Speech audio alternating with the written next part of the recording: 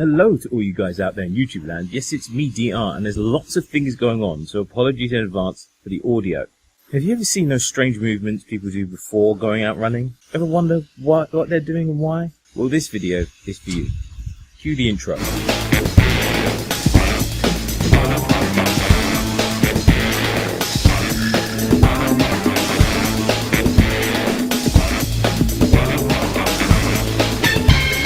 So let's talk about stretching. Stretching is probably the most important but undervalued, underutilized part of any physical program, any physical plan. It's the one thing that people tend not to do, especially when it comes to running. They go out for the run, they come back and then they stop. And they don't think about stretching out the muscles. So today's video is going to talk about stretching. I've always wondered why stretching is so underappreciated, considering some of the benefits that you get from stretching. Stretching can reduce the risk of injury, increase flexibility, and decrease muscle tension. It even has the potential to increase your performance the next time you go out for a run or a workout. So why wouldn't people do it? Let me first caveat by saying, I've not done peer-reviewed studies on this thing. A lot of this video is going to be my opinion, my anecdotal opinion from my own workouts and working out with people around me. So first, let me say that. But I do think people get so wrapped up in the workout itself, they forget the before and after part of the workout. They forget the bits that bookend the workout because they focus so much on what they're planning on doing. It's a bit like the weightlifter that goes in the gym, goes straight in, picks up a weight, throws it around a few times and then leaves and forgets all the other things, the conditioning, the nutrients, all that type of thing that goes along with creating a perfect weightlifter. They focus so much on the weights, they forget about all of the supporting things around the weightlifting that actually make a huge or contribute a huge proportion to that weightlifter's ability to lift those weights. The same goes for runners. Runners focus so much on the running, they forget about all the things that contribute to the run. They forget all about things that prevent injuries. So actually when they just go out and run, they're more susceptible to those things. They're more susceptible to injury, more susceptible to performance loss, more susceptible to things like overtraining. The impact of stretching isn't readily visible. It's not something that you see outright from not stretching. Injuries that could have easily been prevented by stretching, it's hard to tie them back to not stretching. So you go out for a run and you run for 4 weeks and you get injured. You wouldn't necessarily attribute that to your lack of stretching. You might attribute that to something that happened on the run or for some tension you felt during the run. You wouldn't necessarily attribute that to a lack of stretching. One thing is clear, anyone that stretches regularly will really benefit from the impact of stretching. So now we're thinking about stretching, are all stretches created equal? This is again where I have to state this is my opinion, and if you've been provided with professional guidance from a qualified practitioner, then follow that guidance. This is just my opinion, one runner to another. In the world of stretches, there are normally two forms of stretches. I divide them into two forms, and you can be more complicated than this, but I'm trying to make this video light and easy. So for me, there are dynamic stretches and static stretches. Static stretches are identifiable because you're holding a position. So the traditional kind of stretches you see, you're holding that position, there's no movement whatsoever, you're holding that position and holding the muscle in a stretched position for a duration of time. It's typically what most people think about when they're stretching. Think of it a bit like you're stretching and you're holding an elastic band and then you're holding that tension. So you're stretching an elastic band and holding it. That's the easiest way to think about that type of stretch. So you're holding the stretch. Then there's dynamic stretching. This is identifiable by the fact there's a consistent, constant movement of that limb or muscle, taking that limb or muscle through a range of motion. Most people aren't familiar with this type of stretching and might need some practice as well before pushing these to the extreme. Think of dynamic stretches as like leg swings. It's where you're swinging your leg through a consistent range of motion. It's very different to static stretching, which is holding that muscle stretch.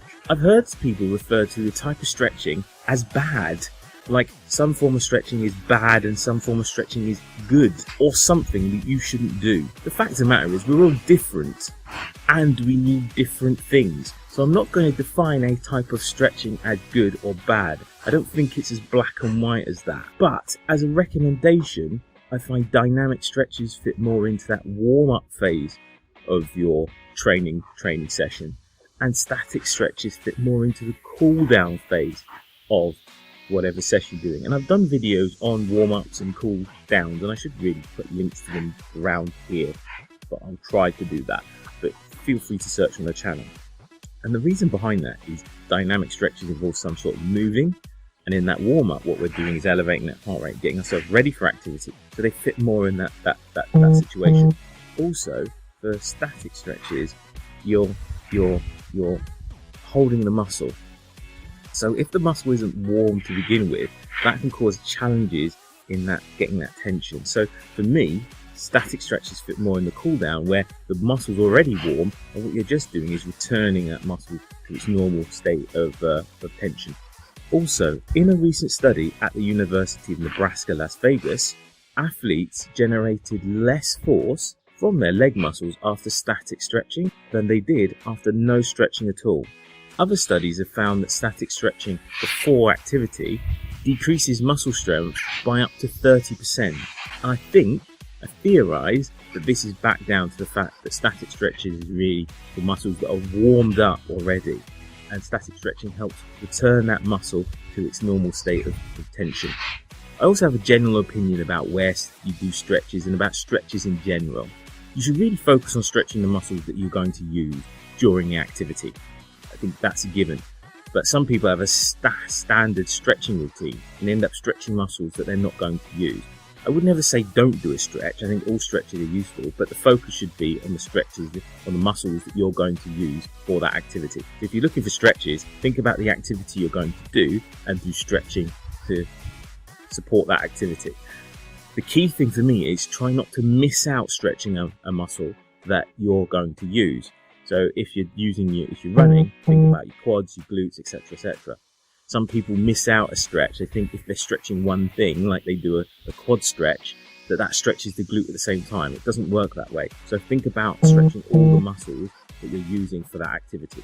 The stretch should be strong, but it shouldn't be painful. If you're feeling pain, then you're stretching too much. This isn't, to test your ultimate flexibility and push yourself to the limit. Stretching should be strong. You can feel the stretch, but it shouldn't be painful. You're not trying to stretch the muscle from the bone. You're not trying to detach it from the bone. You're just trying to stretch the muscle out.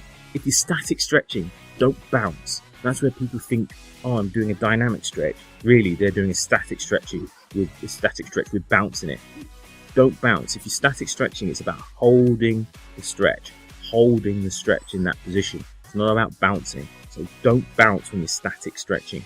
If you're dynamic stretching, try and aim for a full range of motion, as much as you're able and comfortable to do. Again, you're not trying to detach your muscle from the bone. You're not trying to push it to the limit, but try and get a full range of motion when you're static stretching. And also, breathe while you're stretching. Stretching isn't an anaerobic activity. It's something to get you ready or help you de-escalate your body from an activity. So remember to breathe. Stretching should be a part of a well-balanced training routine. Me personally, when I do a specific training activity, I have a specific training stretch routine that I do, both pre and post workout.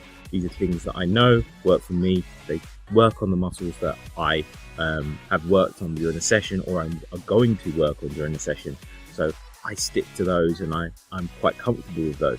People do teach variation, but whatever works for you is what you do. For me, as long as you're stretching, if you do the same stretch all the time, I'm not going to tell you not to. I'd rather you stretch than not. So what is your experience with stretching? Do you do stretching at all? Do you have favourite stretches that work for you? Do you have a stretching routine? Like, share and subscribe the video. Let me know your comments in the doobly-doo. Write them down there so that I can feed back to you. All comments are welcome, corrective and supportive of the channel. Thank you for watching this video. Have a safe journey wherever you're heading, guys.